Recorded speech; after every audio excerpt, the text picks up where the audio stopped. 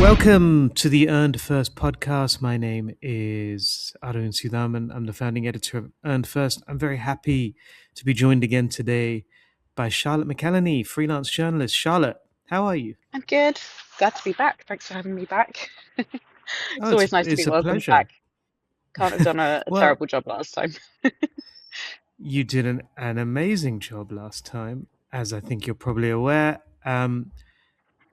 We're kind of entering, I guess we're getting towards the dog days of summer, Yeah, where typically where we are looking for stories. But I don't know if that still exists anymore because it feels like there's a lot happening regardless of time of year in yeah. today's crazy world. It just doesn't get quiet in this sort of summer period. In trade journalism, the only time it kind of gets quiet is like the Christmas period, I think. It's the only time it still happens, but it did used to happen over the summer and it used to, you'd have Cannes and then you'd have this like quiet period for maybe 4 to 6 weeks. That's kind of summer holiday, kids on holiday phase, and it just, yeah, it doesn't happen anymore. Yeah, you mentioned the C word. So let's talk Let's about get into it. Can. Let's get into it. I mean, that is it's been a month now. It's been more than a month. Um, and it's interesting because I think we may have somewhat differing perspectives um, because you were not there and I was there. And I sometimes feel like you can get a better view of Cannes if you don't go, oddly enough, because you're so focused on your kind of little niche um, or area of operations during the week. And there's so much going on in Cannes now. I mean, that was my biggest takeaway this year, other than the heat, which was oppressive and punishing. My biggest takeaway was just how expanded it has become, even in a year when I think numbers were not quite as healthy as perhaps the Cannes Lions organizers were you know would have hoped for. I think entry numbers were down, um, and attendance probably followed a similar trend. But even with those caveats, it was still massively busy. But just this expansion, this proliferation of the program beyond the Palais into just ever more villas and I feel like The sheer Cannes is geography of it. the geography. It's almost like it's kind of colonizing neighboring towns now. That's Um, crazy. it is crazy. So many people I spoke to this year didn't even stay in Cannes because of the pricing and availability of accommodation. And there is some talk afoot that they may look to move Cannes and also move the time of year Mm. to try and avoid the heat and also make it a bit more manageable. But who knows? Because one of the things I think driving that expansion, though, which I think is we should talk about perhaps first and foremost, um, was just how many creators are on the Croisette now. Of course, there's a new category in the Cannes Lions that awards creator-focused work. Um, but it's creators everywhere. I first noticed it. I think it might have been last year or 2 years ago when I went to one of the Spotify events, and I ended up, it was in one of these villas where you have to get a car to return, and I ended up in a car with five people who were all extremely young Americans, um, and we started. Of course, we started talking to each other, and it became very clear very quickly that we really didn't have much in common. And that's really the first time that had happened to me in Cannes, where there wasn't really a sort of shared lingua franca between us, which is not necessarily a bad thing. But it really brought it home to me that the complexion of the festival is changing, and that has only accelerated to the point that this year, I think, creators were not only everywhere in Cannes, but on many stages at many events, and increasingly dominating the work as well. Yeah. So I was trying to think when I last went, I think it was 2 years ago, and it did feel like it was starting to happen then, particularly where you saw the media companies that are kind of creator adjacent. They would bring them as talent, and you've always had companies bring, talent to kind of prove the conversations that they're kind of talking about. But it did feel from afar, at least, that that's changed from, oh, this is our creator talent, to there's a structural level of the creator ecosystem that kind of has to be here. Almost like it's like you've got your agencies, you've got your tech platforms, it's like, and then there's the creators.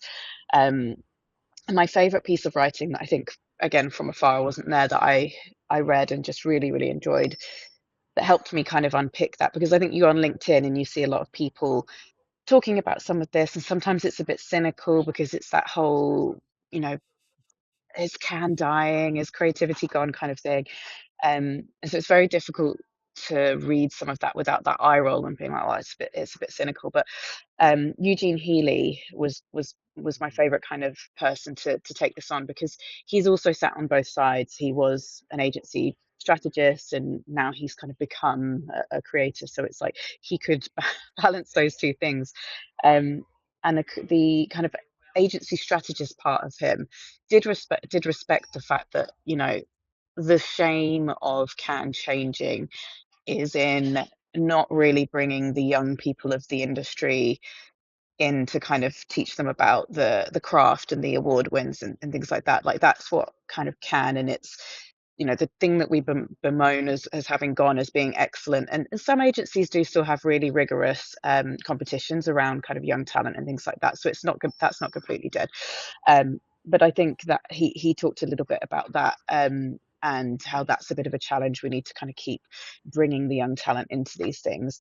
But the flip side of his piece was about the kind of gentrification element that the creators kind of brought, which I quite liked, and just showing that this sort of creator industry had become so developed and matured that this was the kind of signaling of that, that it was, not only that it had matured, but that had therefore got the attention of the C-suite and the businesses and the CMOs and kind of all of that stuff.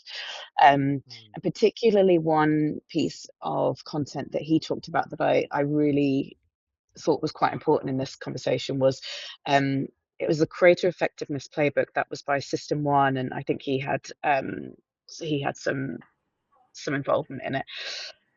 And they were basically looking at creator work, and their kind of key takeaway was this idea that engagement rates have zero correlation to remembering a brand. So it was this real challenge of like how we think about creator work, how we think about anything related to sort of earned media in that sense when it comes to sort of creators, and the measurement of engagement rates or attention being not the key measurement. It's we've got to think about how brands stick in your memory, which I just thought was really interesting, because it brings creator into this space of, okay, how does it sit next to other channels, and how does it kind of intertwine? How does it become an ecosystem? And it's not just like this sort of, we pay some influencers and we get some hits, and there it goes. So there was this really interesting Mm. conversation alongside just the presence of the creators, but it was this kind of growing up of creators, or at least that's what I kind of saw from the outside. Maybe that wasn't as it's easy for me to say, again, like you said, that kind of umbrella view of like reading everything afterwards.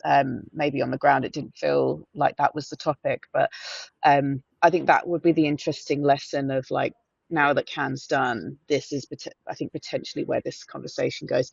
And I think it's particularly interesting for comms and PR people, because it kind of comes back into that whole conversation of, we really have to understand where the measurement of our work fits into the wider picture of kind of building a brand, um, and kind of business metrics. Yeah, I don't know if you saw, was that a conversation on the ground, or is that is that something that's just kind of been pulled out afterwards? No, I think that is part of it. Certainly, the conversation around metrics, and around being able to prove return on investment. But then in the comms world, that's always a conversation. It So is. I think they are maybe a little more, I don't want to say comfortable with that, but they're a little more used to it, maybe resigned Mm. to it, um, compared to people on the marketing side of the equation. I Yeah. think there's a couple of things specifically on creators, well, more than a couple of things. And you've referenced some of them already, but the first is I think there's, it kind of reflects to an extent a democratization of creativity, um, Mm. at its best, let's say, which is not necessarily a bad thing. I feel, and when we're talking about, especially when we're talking about, we have to talk about culture, another C word, um, because that was, along with AI, I'd probably say it was one the two most talked about topics during the week. You couldn't move without someone talking about how important culture is. Um, and I don't want to sound cynical after what you just said, but we've seen so many words lose all meaning, um, Mm. thanks to their overuse, and thanks to their kind of the way they're becoming incorporated into marketing jargon. And I do fear that will happen with culture. But creators, and Eugene Healy mentioned this as well in his piece. Creators are a really visible part Yeah. of that shift towards culture. They're seen as being, however you describe them, as immersed in culture, or intermediaries, or in some cases gatekeepers, or facilitators and enablers. Um, and of course, that shift from institution to individual, which I know you have talked about, is kind of exemplifies this. I feel so. I think that the creator debate, it's, well, like with anything in Cannes, it wasn't about one particular thing. It was sort of multifaceted. I heard some people saying that they were moving away from creators. So I even kind of heard about a creator backlash, um, Mm.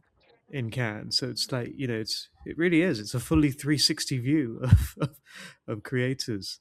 I think in this part of the world, though, I don't think we're seeing so much of a backlash, because I do think brands here are still getting to grips with just the whole notion of letting go of their messaging, and it requires to really become adept, I think, at creator marketing, and also um, to kind of deploy creators in service of broader cultural goals. I think you have to let go and lose a certain measure of control, which I think maybe is something that for companies in this part of the world is still something they're getting used to. Um, Yeah. There was actually a quote in that Eugene he did a Substack on his like takeaway from Cannes, and there was a quote that I really loved where he basically said, um, I think it was that creators are not the future of marketing, but he was saying they're the best example of what the future of marketing will look like, and then he referenced some attributes. So it's like decentralized, always on, and then built from the bottom up through kind of culture, and it was like they're yeah. what wider marketing should sort of start to look at. So I think that that kind of gets to your point, right? Of it, it's like they sort of represent a bigger thing for us as practitioners.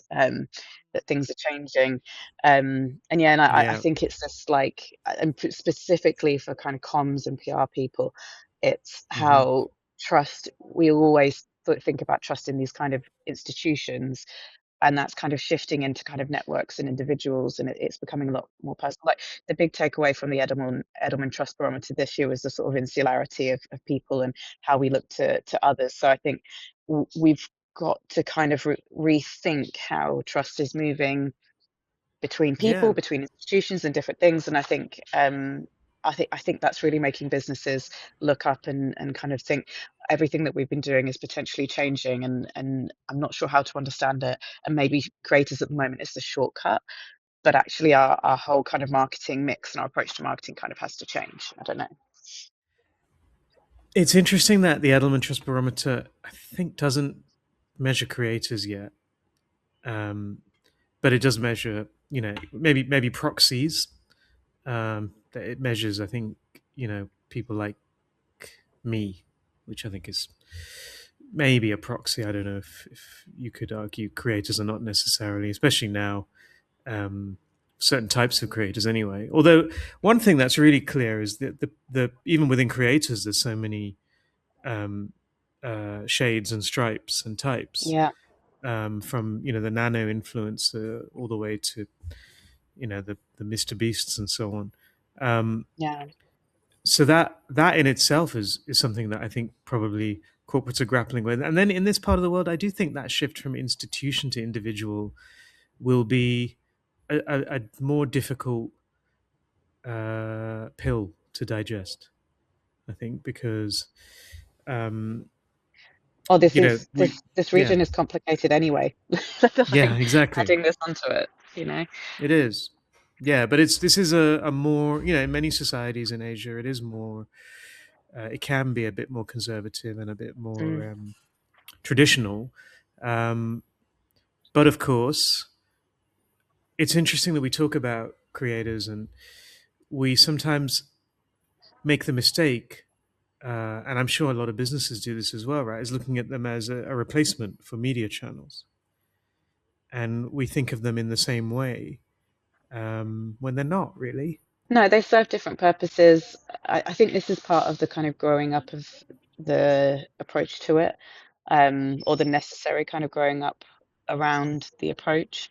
Um, I also think I think one of the topics we're going to kind of dive into is it comes people kind of growing their influence in the C-suite, and I think business is kind of grappling with this role and how does it replace this? How does that relate to traditional comms and PR? How does it relate to my investor relations? How does it relate to this and this kind of shift? I think all of these changes is kind of making the role of the comms person quite intrinsic to kind of future strategy, which is obviously great for our practitioners in theory. Um, but I think it's born from some of this kind of trend towards, all these shifts coming together at once. It's a lot for businesses to figure out. Indeed, and just the preeminence of trust amidst all of this, because I think if we're talking about a can in particular, so I will say I had never seen more marketers talk about trust as I did this year, Mm, and reputation. So these have suddenly become, important issues for marketers, and geopolitics. mm, I saw and heard marketers talking about geopolitics, which is not something I would have seen 5 years ago. So these issues have become, are clearly on the marketing agenda. We know they're on the C-suite agenda, and so by implication, it should reinforce the case for comms leaders, CCOs, to be, um, or however you put it, taken more seriously at the top table. There's so many phrases you can use, but just more instrumental, more valuable, seen as drivers of value rather than just as centers of cost. yeah, Um, the Just before Cannes, there was the article in the Wall Street Journal, which wasn't necessarily helpfully headlined. I think it was publicists are storming the C-suite, um, something along those lines, which I don't think anyone really likes the term publicist. But the article itself was very much about how comms people are now taken more seriously, and I had my reservations about that article. I thought it was somewhat narrow in its scope. I didn't think, like many of these articles, it was focused on certain cases in particular. Um, I don't know. Maybe I'm sounding a bit churlish about it. It's, but it's, you could see the response on LinkedIn from the comms world. It was like their prayers had been answered. I kind of to see how many people had, were reposting it, and all of the but preach and all of it's this kind of thing. interesting because it's been a topic. We know it's been a topic for a long time, I think, because Mm. in that world. And it's just, I think when you see it kind of hit more of a industry or mainstream than your niche, I Yeah, think there sure. is something quite validating in that. Yeah, I there mean, is. the overall stat that I pulled from that, I think it was like, I don't know, they only looked at, I think, Fortune 500 companies or something, I think, in the stats, but it was like nearly half of the CCOs directly reported into the CEO or something in whatever sort of stat they'd chosen, which I thought was interesting. That's right. So I think that was one of my other reservations with that article, which is that Mm. it built heavily on the Corn Ferry study, Yes, that's it. um, which well, I would just say there are other studies available out there, Yeah. and I would encourage anyone who really wants to get a good understanding of this area to read Corn Ferry, to read GlobeScan, to read Page, um, and that's just to name three. There are several others. There's the Deloitte one that's just come out in the last month, I think, which I think is very good as well. Um, but yes, you're right. It's validating, and there was definitely a feeling in Cannes. You know, we did a number of events with CCOs. There was a feeling that their time had maybe arrived in a way that it hadn't before. Certainly, from a Cannes perspective, they would take it more seriously. You know, Adweek had a big session on CCOs. Mm. I know, I'm sure at least part of that is commercially driven, but again, it is validating, and it is nice to hear that CCOs are important and are drivers of strategic value. Um, and that for me was also one of the more interesting threads to emerge from Cannes this year. I think it's all progress in the right direction.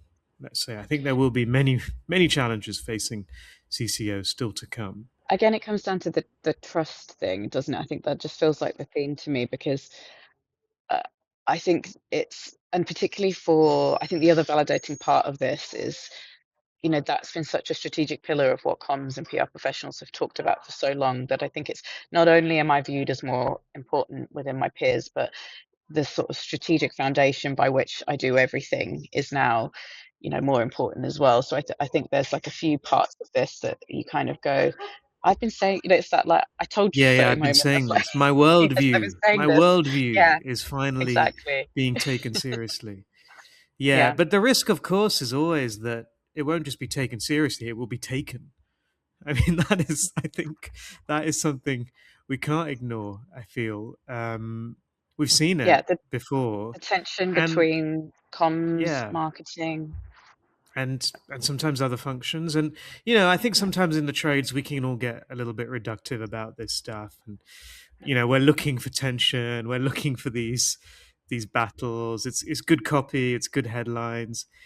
It's not always doesn't always reflect the reality. I think sometimes these things, this is how they have to happen. Ultimately, you would know this, I'm sure, having worked on both sides of the fence. Yeah. Well, one thing I think I did pick up from the Wall Street Journal piece, Katie's piece, was she used an example in there of Hinge, and it was the elevation of one of the marketers there, and she made sure that in her job title it was marketing and comms, and it was kind of to sort of explain how important comms was. But the flip side of that is that that person holds both, right? So instead of a either or, actually the reality of that is that as a brand, they've gone, these two things are important together. So I think, yeah, to your point, sometimes we can pit these things against each other, but actually, the reality of most day to day in businesses is that both of those things play alongside each other, or should play alongside each other as kind of pals, alongside other parts of the business as well, of course. Yeah. Yeah, and I mean, you have hybrid functions, of course. Sometimes you have comms reporting into marketing as well. I mean, you very rarely, if not never, have marketing reporting into comms. But sometimes when I talk to comms people about this, it's just very simple. It's very pragmatic. It's they're not interested in fighting battles that they can't win, and they've got to focus their time on energy, uh, you know, on more realistic endeavors, and you can't blame them for that. I No. don't think. Then that brings Uh, us to another topic I know we wanted to talk yes. about. So it's the question I have is AI search a battle that PR can win? So this is the Because next battleground. that is the next battleground. GEO. Um, GEO. yeah. Well, I'm curious to hear your thoughts definitely on this. From what I hear, obviously when it became clear that if it really is clear, I still hear people saying it's not that clear. But let's assume that it's clearer that GEO AI platforms are more influenced by earned media and maybe owned media, and definitely not by paid media. So then, according to that, which by now is like this is sort of accepted wisdom, I think. Um, Mm, then presumably that makes the comms function even more important. Helps them attribute their work. But it's it's somewhat reminiscent of the whole SEO debate, yeah. and you would know better than most people what happened there. And I recall comms people, a similar kind of sentiment. This is our time because SEO is driven so much by editorial results. But actually, it didn't happen. It didn't play out in that way, not the way that they expected it to. No, because it Um, got technical and you could game the system, mm, and then it became. I mean, it's interesting because it's almost the I think again, it's like this redemption arc for PR people and this concept of trust, because actually SEO became something really not trustworthy, right? It's like yeah, if you do this trick, you do this trick, you do this trick, you can say, game the system. Very much not about editorial. It's quite the opposite. And I remember being a young journalist like 15 years ago, and we used to hate it. We'd occasionally get these kind of SEO agencies popping up and being like, "Oh, you wrote about our client. Can you give us a link here?" And I'd be like, yeah. "Absolutely not." And they'd be I still really get trying to them, get you to. Oh my by the God, way. Ugh, haven't they learned? Journalists don't do that. Um, Yeah, yeah, crazy. And it just would be like a huge bugbear of ours, and we would almost like blacklist certain companies if it happened more than once, because it would be like they've done it again. Um, yeah, but yeah, these sort of tricks and whatnot. Um, but yeah, I think that with the wisdom we seem to have at the moment, and I do think there's still a big black box element to this, yeah. is that it's really taking third party signals, um, not necessarily your owned homepage, but that I think it still does take some homepage stuff depending on what it is and whatnot. But it's not the press release. It's like it has to come from coverage of the press release, and um, Yeah. that's the wisdom that we have. So in theory, that gives a much more strategic strength to PR and comms. Hmm. But there are still technical elements to this, and particularly Yeah. in kind of the measurement of this and how it relates to other parts. So I'm Yeah. such a boring hedger of these opinions, but like we said before, it's the kind of working together on this.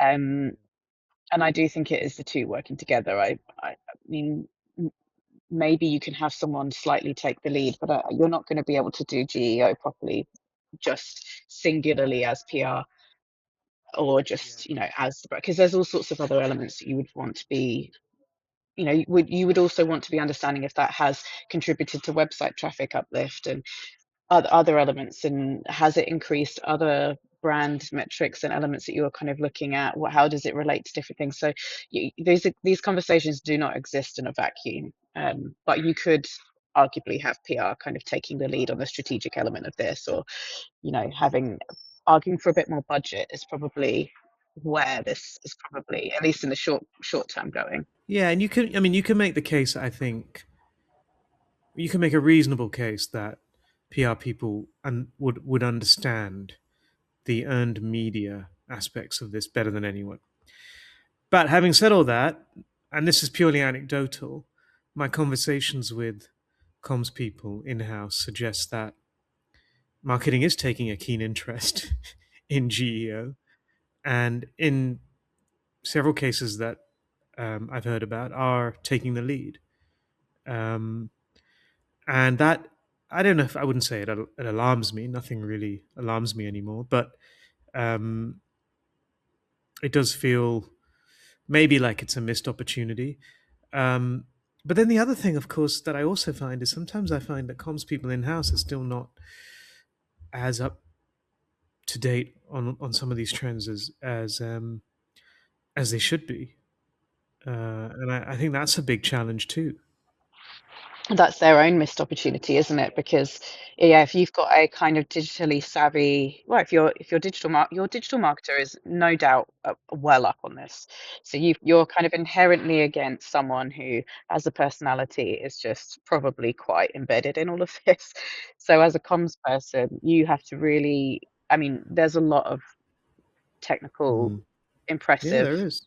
comms people out there, but they Hmm, are there are. Yeah. everyone I've met that fits into that personality is owning GEO. Like, Mm. they already are. Yeah. But maybe they're a sort of rarer breed than your kind of general digital marketers who are kind of all over this anyway. Um, the one thing that kind of comes to me is you're talking about like the lessons from SEO, but it also reminds me of the kind of social media sort Yeah. of turf war Absolutely. that we had as well, right? Like social media Who came can up and it forget was it? like, yeah, and the answer to that has kind of ended up being a bit of both, or it depends. Paid has obviously gone in Mm. the paid camp, earned is in the earned camp, and it's then you've also obviously got your sort of social specialists in between, community managers. It's kind of it became so big that it's kind of split between different elements. But that was a conversation at the beginning of social as well. The PR agencies were taking their bit. Everyone had their kind of different perspective on it. So I feel like to say it's another deja vu to me. I actually do think social was a missed opportunity for the comms world, not in the sense that they could own it or take it over or any of these things, but I don't think they made as much of that opportunity as they could have. It was Yeah, slow. It was slow. It was digitizing the industry. It was an industry that wasn't especially digital at that yeah. point. 15, oh, almost coming up to 20 years ago now. Um, Realizing and how long we've been doing this. yeah, I 20 know. years, yeah. But I still come across some firms that are still not especially digital. So and you kind of knew that would happen. You knew some firms would get there quicker, but I don't think any of us thought 20 years later we'd still be talking about it. Especially certain types of work, I suppose. Well, I don't think the PR and comms well really convinced us on the strategic side of the social argument. I think it was like, okay, you can do X, Y, Z or execute on that. But I think like if you look at what's happening with GEO, I do think that the jumping on it is faster because that strategic angle on trust again, that our sort of common thread here, is so strong and so obvious that I think that's that it's very clear, but also I do think PR and comms people are making a better go at that. But the trust theme could have been the strategic argument for social as well, right? Because it's like if we understand, trust from a media and comms and this angle, we can apply that to again the other theme of today, which is this kind of switch from institutional trust into kind of net trust in networks or individuals. And it's almost like that trend which started with sort of social and is now kind of completely scaled and kind of gone wild with AI is finally dawning on slash there's that redemption arc again for PR people. It's they can own that trust Yeah, conversation, but they could have owned that 15, 20 years ago as well, but yeah, now's the I time. think so. Now's the time. There's no time like now. I do think Yeah, one thing we should say about social is I'm not sure anyone anticipated how quickly it would move away from um, earned uh, peer-to-peer communication to being dominated by the platforms, and the impact of algorithms and paid, uh, and that shift. I mean, you recall the whole Facebook zero thing when that happened, and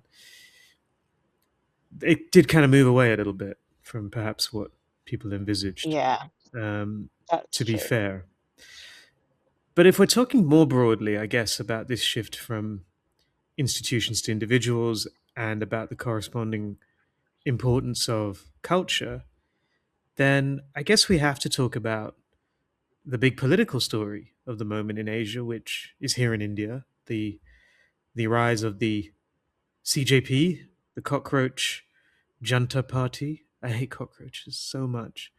It bothers me even saying their name.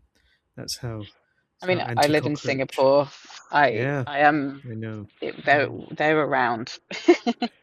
I'm Yeah, not I keen. remember I moved into when we moved to Singapore 20 years ago. We moved into a flat, and we I remember the first day we went into the kitchen, and there was just cockroaches everywhere.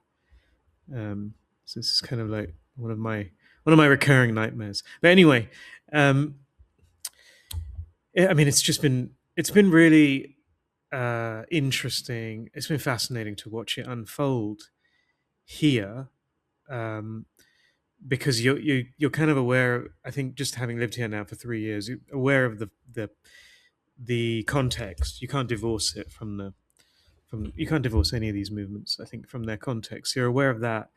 But yeah, from a comms perspective, I think it's really interesting because it does reflect, on a very basic level. If we're talking about culture, it's a really good example of how individuals are different from institutions. Because for an individual, politics is part of their culture, perhaps. But for an institution, Yeah, it always feels like a bit of a leap yeah. for them. I mean, and some of them can be political in different ways, but it's a more formal and And sort of particularly for young intentional people, because thing. it's so Yes, born of particularly Gen for Z, young this, right? people. I think, yeah, I Hmm. think that kind of, being born in and among social media, I think that, you know, you're not as reliant on the institutions that we were reliant is in mainstream media or, other things. I think there's an empowerment for Gen Z or a want to sort of translate it on and so there's the sort of comms element of it, not just the the reasons they're angry, the reasons that they are sort of taking to this, but it's like the way in which they communicate that, being through Yeah, memes, through all of these elements, is so vastly different to how you or I might have done it when we were, yeah. 18, You or 19. I. Yeah. Um, it's sort of fascinating. But even how institutions would, they just, they wouldn't engage in these kinds of debates, and so you can understand why this kind of movement becomes so popular because it feels utterly authentic. Yeah. The communications, and even calling it communications, feels a little bit, detached. Feels, Mm, like almost too formal. But the way they, you know, the, it started as a viral meme account as a joke. Um, it is utterly immersed in Gen Z digital culture. It's very pure from that perspective. yeah. Have you ever looked at the Labour Party in the UK's Instagram account? I haven't actually. No, tell me. Because they really, specifically the Labour Party, not like the number 10 or either Keir Starmer or Andy Burnham. So they all have like the different parts of their social media accounts, but specifically the Labour Mm, Party. They do lots of meme content, lots. And every single time they post it, there's always tons of people underneath going, "Can you just fix the country and stop doing memes?" It's just, and to your point, it's like it really has to be born from a place of authenticity. I think yeah. the Labour Know Party your bit, audience. yeah, doing this kind of Hmm. meme-like and sort of anti-Farage content, which some people find funny and gets engagement, and it's not terrible content, but it's just there's an element of that doesn't feel authentic to me because it's coming from the official Labour Party account that just gets Yeah. pulled apart every time. So yeah, I think the genesis of that is so important. Like what it the backstory, the authenticity, because yeah, you can't really mimic it. No, you can't. But we're seeing this type of thing happen in different places around the world. We're seeing these Gen Z political movements. Certainly in Asia, we've seen Bangladesh, we've seen Nepal, I think we've seen Sri Lanka. Um, I think Kenya, in Africa, and then of course you could probably make the case that Zoran Mamdani's election in New York owed much to this kind of Gen Z groundswell in politics. And I mean, at the very least, I think a lot of people should be revisiting their assumptions about younger people. Um, Yeah. And in British politics, which I guess is just sort of the flip side to the Labour Party count argument I'm making, is I guess you've seen the success of Zach Polanski and the Green Party oh and kind of some of yeah, the stuff that they're doing. They're incredibly good at getting him into that hmm kind of podcasty, like space and kind of giving his thoughts, and it feels a little bit more from the heart. hmm And particularly for that section of kind of young British people. I think that's kind of similar to Mamdani. I think there's a playbook. I think there that's starting to kind of surface. well, it's the Um, same guy as well, isn't it? I think who's advising the same yeah, I think person, so. the same strategist who Mm, advised Mamdani is now crossed the pond and mm, is advising the Greens. Um, but yeah, that's an interesting point as well. Though the authenticity takes different shapes. I mean, when Donald Trump won the election the second time, there's so many think pieces about why he succeeded, and one thing that was kind of came back again and again was that his approach was quite authentic to who he is. Much as it kind of pains us to hear this, he went on a lot of podcasts and was himself, and ultimately that proved quite persuasive. I don't think we're definitely not seeing that yet with the CJP. That I think for them going on interviews is not necessarily especially authentic. They're like the next yeah, iteration almost. I yeah, feel I don't know how to describe it, but you do get the sense that they feel that just definitely dealing with mainstream media is not worth their time. yeah. Um, Even and new maybe forms of it, like a podcast yeah, or whatever. but I It's also like think beyond that. that's probably because podcasts in this part of the world are just not as. I don't think they're also kind of co-opted. The biggest podcast in India, for example, I think didn't he had Prime Minister Modi on um, for a 3 hour conversation where he never challenged any of his claims. So So the trust again is not exactly, there. yes, we're back to it. Back. Um, Sorry. yeah, but it's a really interesting thing. I would definitely recommend people follow the CJP because even for corporates and brands, and they all talk about we've how many conferences have we been to on Gen Z marketing? This is where what's happening. This is you can't find better case studies. This guy as well, Abhijit Dipke from CJP. I mean, of course, I would love to get him to come and speak to people at Praxis or whatever. I think he's probably got bigger fish to fry right now. But he is a comms student. He was doing his masters or certainly a postgraduate degree in comms at Boston University. And his Well, that's to mastery. your point where it's intentional, isn't it? Even if it Hmm, seems unintentional, there's kind of intention in the authenticity. There is a lesson in there. It's not just completely a kind of, random. yeah, Yeah.